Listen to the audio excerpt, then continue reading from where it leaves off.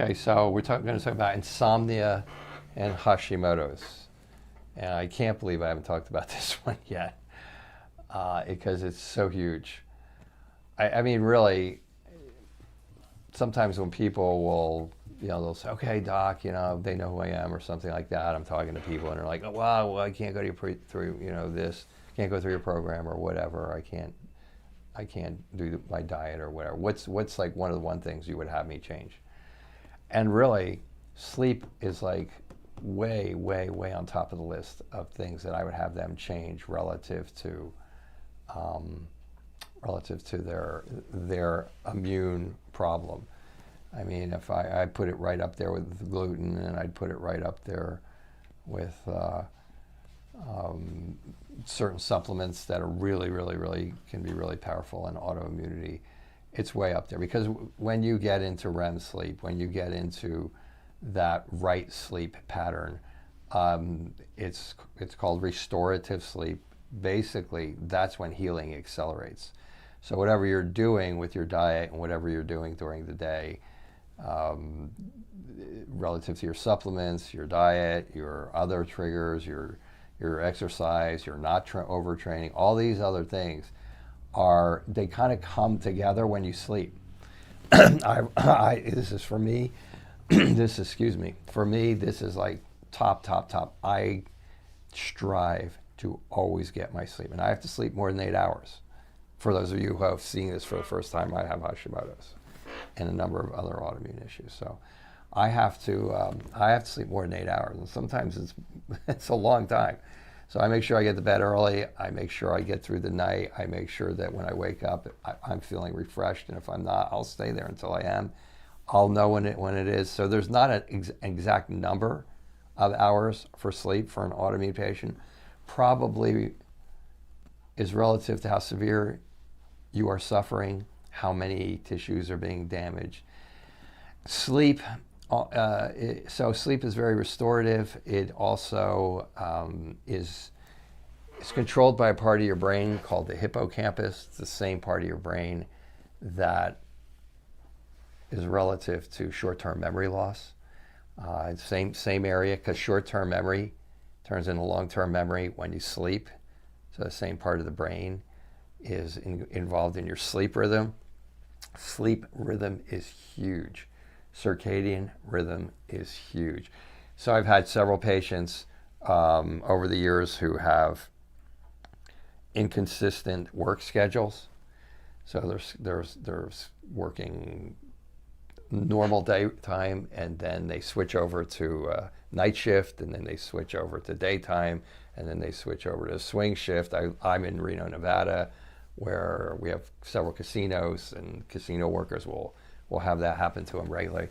They start getting sick, they start getting injured, they can't think as well because it's screwing up their brain, and they're not getting the proper REM sleep, and they're not getting the proper restorative sleep. So it makes them much more susceptible to getting sick.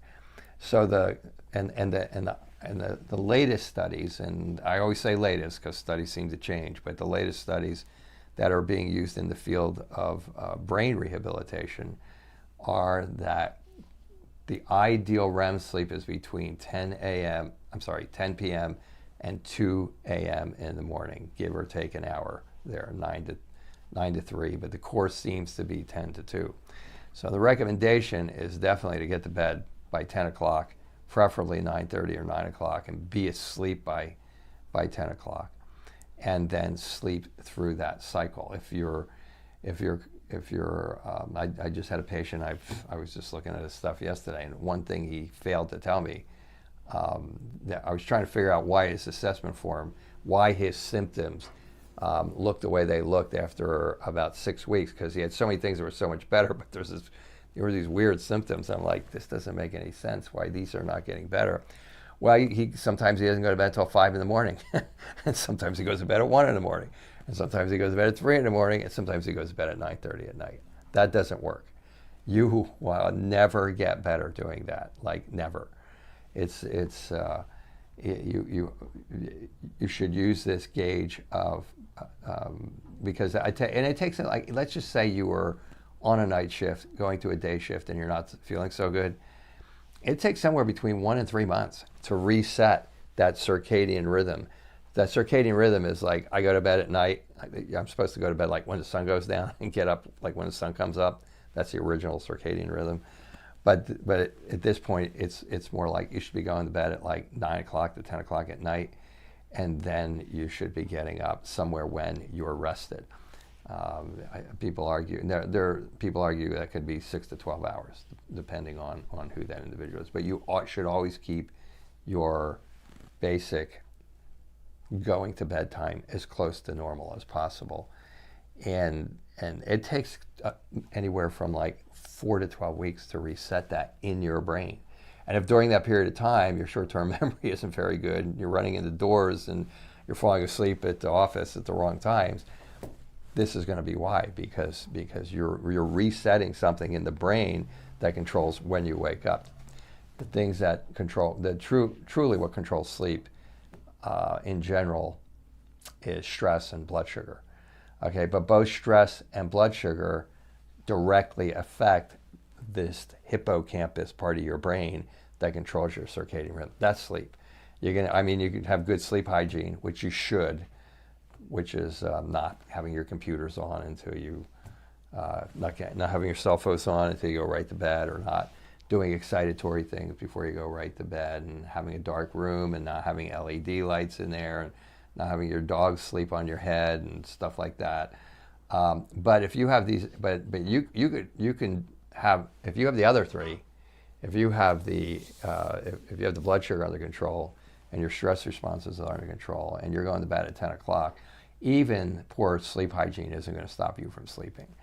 So sleep hygiene is so huge. And then when all of that happens, it creates inflammatory processes. When you get up, not only are you not healing, okay, but relative to Hashimoto's, you wake up, you can't go back to sleep, you're in kind of a little mini fight-flight response that causes inflammatory responses, and now that's stress.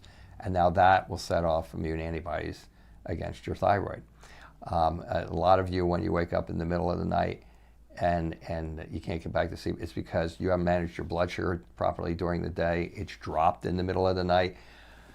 Your brain needs blood sugar. Your brain tells your adrenal glands, I need blood sugar, and your adrenal glands put you in fight, flight. And when you go into fight, flight, your body vomits out just tons of blood sugar from your liver, where it's stored for emergencies like fight, flight, and for famine and things of that nature. And now you're in fight, flight, same thing. Now you're putting out stress hormone, the stress hormone is called cortisol. Now you're putting out stress hormones. That flares up inflammation, boom, attack to the thyroid. So insomnia is a big one.